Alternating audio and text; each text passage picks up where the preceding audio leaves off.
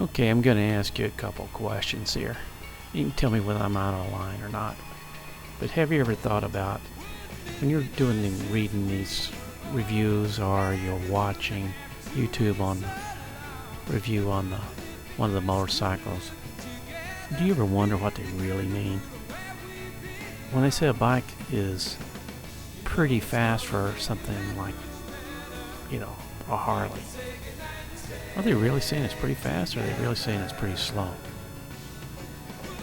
And it's when they talk about a sport bike and they're saying, well, it's pretty comfortable for a sport bike.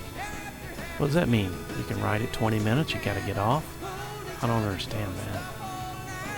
When they talk about the KTMs, they always kind of couch the reliability thing, these are race bikes. What does that mean?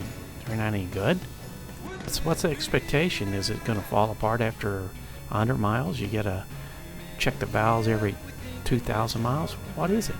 When they talk about BMWs or Ducatis, they always kind of go, well, it's a good value for what you're getting on the bike. Really? Wouldn't it be nice? But they're not ever going to say, hey, this bike is dirt slow.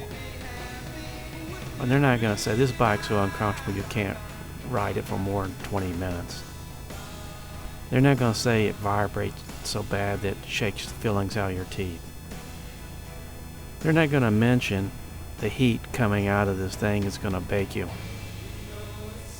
They're not going to mention how much it's going to cost you to have the bike serviced. They're not going to mention how many recalls have been on the bike, or what kind of problems are showing up on the forums.